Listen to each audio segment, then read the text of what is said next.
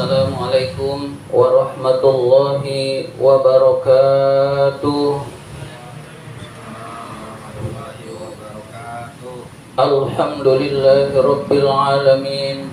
Wa bihi nasta'in ala umurid dunya waddin. Wassalatu wassalamu ala asyrafil anbiya'i wal mursalin Sayyidina wa maulana Muhammadin wa ala alihi wa sahbihi ajma'in, amma ba'du. Puji syukur marilah senantiasa kita panjatkan kehadirat Allah Subhanahu wa ta'ala yang tidak henti-hentinya memberikan nikmat-nikmatnya kepada kita semua, antara lain nikmat iman, nikmat Islam, nikmat kesehatan, dan nikmat panjang umur, sehingga kita dapat menjalankan perintahnya, yaitu sholat maghrib berjamaah dan dilanjutkan dengan menuntut ilmu. Untuk lebih merenungkan nikmat-nikmat Allah ini, marilah kita renungkan di antara saudara-saudara kita ada yang terbaring di rumah sakit. Kita alhamdulillah diberi kesehatan oleh Allah Subhanahu wa ta'ala. Saudara-saudara kita juga banyak yang kehilangan pekerjaan. Alhamdulillah kita masih punya pekerjaan dan berpenghasilan. Itu tidak lain adalah anugerah dari Allah. Saudara-saudara kita banyak yang susah makan. Alhamdulillah kita masih punya penghasilan dan insya Allah kita tidak kekurangan makanan. Itu tidak lain adalah nikmat-nikmat dari Allah. Sekian banyak nikmat Allah yang diberikan kepada kita. Kita diperintahkan untuk bersyukur kepada Allah. Bersyukur kepada Allah adalah menggunakan anugerah nikmat sesuai dengan keinginan pemberi nikmat.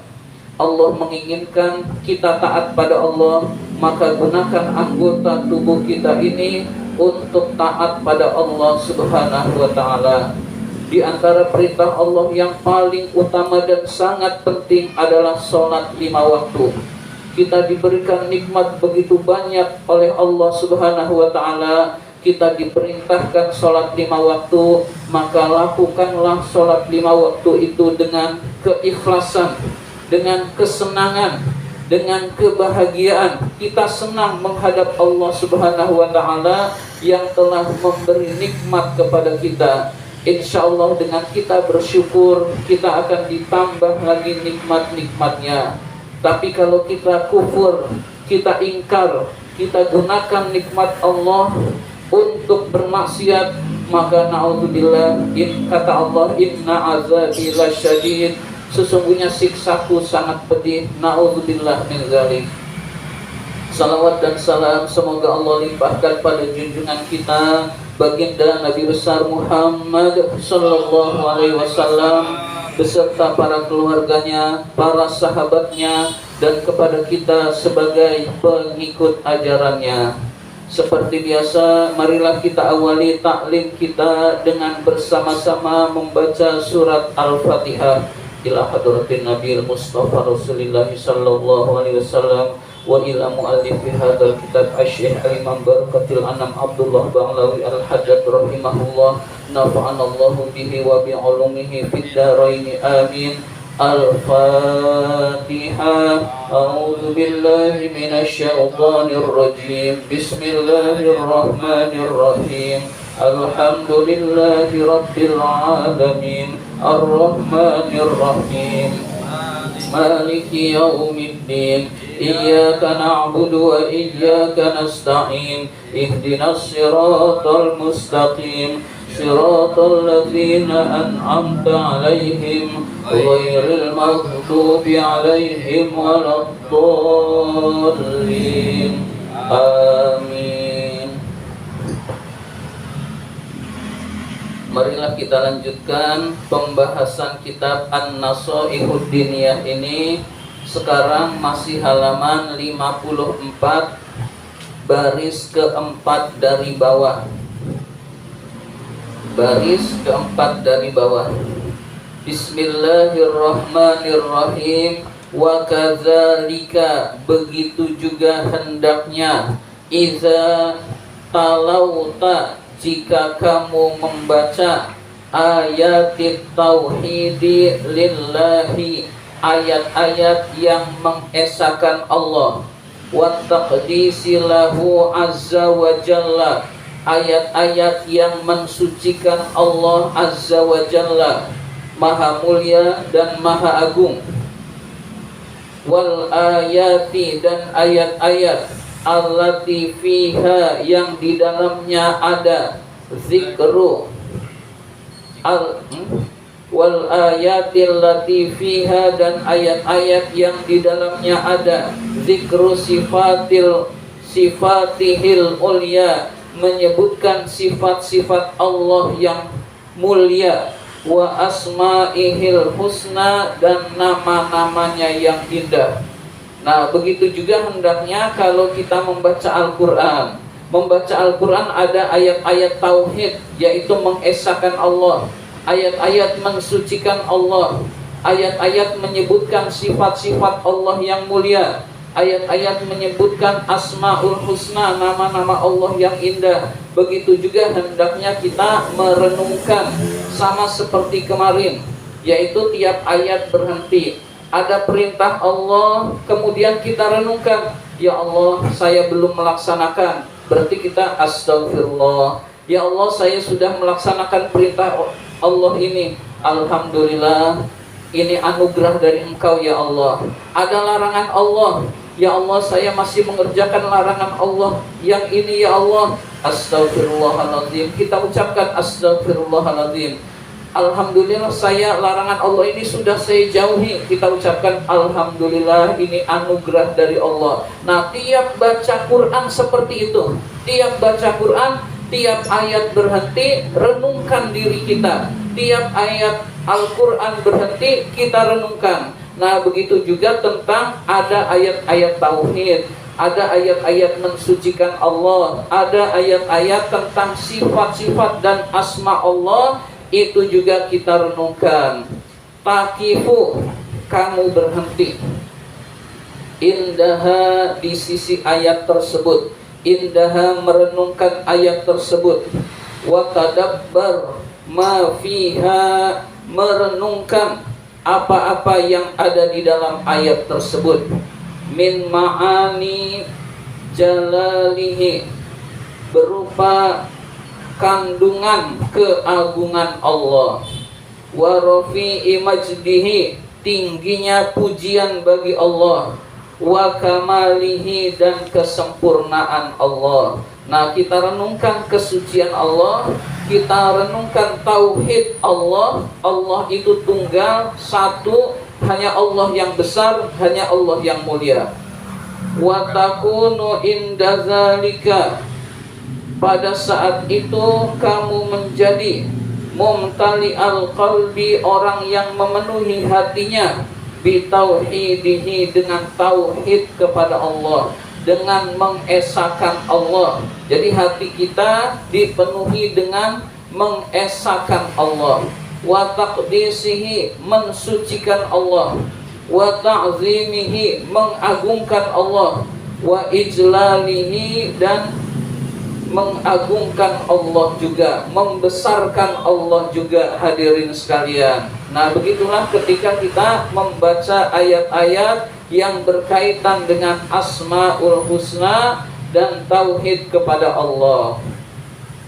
Wa idza talauta, jika kamu membaca al-ayatil lati fiha, ayat-ayat yang di dalamnya ada zikru awsafil mu'minina, menyebutkan sifat-sifat orang-orang yang beriman, wal wassolihina, dan orang-orang soleh, min ibadillahi ta'ala, dari golongan hamba-hamba Allah.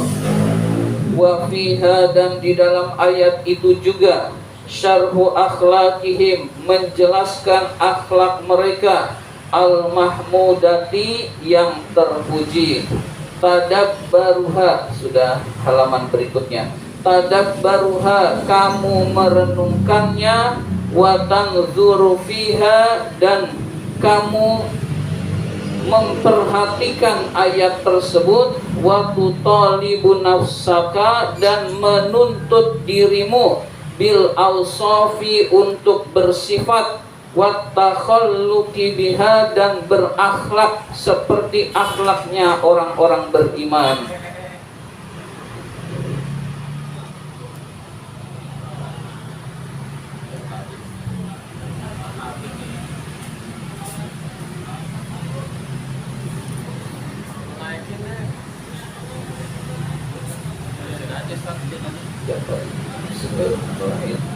Jadi ketika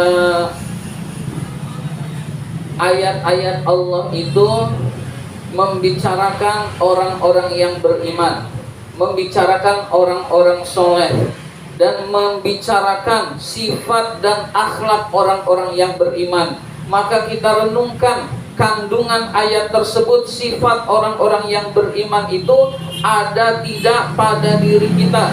Jika ada pada diri kita, maka kita memuji Allah Subhanahu wa ta'ala. Jika tidak, kita beristighfar, mohon ampun kepada Allah, dan menuntut diri kita untuk bisa bersifat dengan sifatnya orang-orang yang beriman yang ada di dalam ayat tersebut. Hadirin sekalian, misalkan ayat Al-Quran, innamal mu'minuna idza dzukirallahu wajilat qulubuhum wa idza tuliyat alaihim ayatuhu zadathum imana. Orang-orang beriman adalah orang-orang yang jika disebut nama Allah bergetar hatinya, dan dibacakan ayat-ayat Allah bertambah imannya. Nah, sifat ini ada apa tidak pada diri kita? Jika tidak, kita tuntut diri kita untuk bisa bersifat sebagaimana sifatnya orang-orang yang beriman, yaitu sifatnya yang terpuji. Hadirin sekalian,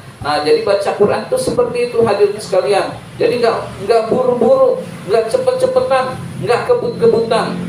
Nah, tapi kalau yang buru-buru, yang ngebut masih lebih bagus daripada yang nggak baca, begitu. Tapi usahakan kita merubah cara baca Quran. Hatamnya lama dong, hatamnya lama nggak apa-apa, nggak ada yang nyuruh hatam cepet-cepetan, hadirin sekalian. Ya, jadi kurang lebih kita seperti itu. Kita lebih banyak merenungkan kandungan Al-Quran. Wa idza talauta, jika kamu membaca al-ayati, ayat-ayat Al-Quran, allati fiha, yang di dalamnya ada dzikrul a'da'i, menyebutkan musuh-musuh Allah, minal kafirina, dari golongan orang-orang kafir, wal munafikina, dan golongan orang-orang munafik, wa dzikru, dan menyebutkan awsafihim, sifat-sifat mereka, wa akhlakihim, dan akhlak-akhlak mereka, al-qabihati, yang buruk.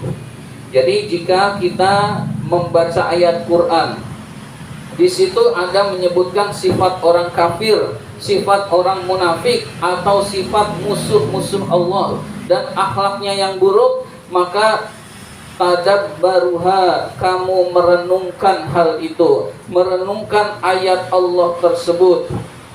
Wa tanzuru, dan melihat, hal anta, apakah kamu, mulabisun, bersifat sama, li syai'in minha, dari sebagian sifat itu. Ya, jadi ada enggak sifat itu dalam diri kita? Contohnya adalah innal munafiqina yukhadi'unallaha wa huwa khadi'uhum, sesungguhnya orang-orang munafik itu adalah menipu Allah, pada hakikatnya mereka menipu diri mereka sendiri. Penipuan kepada Allah itu idza qamu ilas sholati qamu kusala, jika dia sholat dengan malas. Ya, jadi itu diantaranya. Nah, kita ini, posisi kita ini malas tidak ketika sholat. Ternyata orang-orang munafik dijelaskan dia sholat juga. Wa idza qamu ila sholati qamu kusala yura'unan nasa, amal-amalnya riya, amal-amalnya pamer. Wala yadhkurunallaha illa qalila, dan dia tidak berzikir kepada Allah kecuali hanya sedikit. Ternyata ada misalkan pada diri kita, maka kita berusaha pertama istighfar kepada Allah, mohon ampun kepada Allah. Ya Allah, ini sifat orang munafik kok ada pada diri saya, lalu kita berusaha merubahnya. Nah, yang penting kita renungkan dulu Kalau nggak direnungkan, kapan kita mau berubah menjadi baik? Kita akan sulit berubah menjadi baik kalau kita tidak merenungkan kandungan Al-Quran. Tadabbaruha, kamu merenungkannya. Wa tanzuru hal anta mulabisun li syai'in minha, dan melihat apakah kamu memiliki sifat sebagian dari sifat-sifat orang munafik tersebut. Fatanazzahu, maka kamu membersihkan anhu dari sifat tersebut. Wa tatubu, dan bertobat ilallahi kepada Allah, ilallahi kepada Allah Subhanahu wa taala, minhu dari sifat tersebut.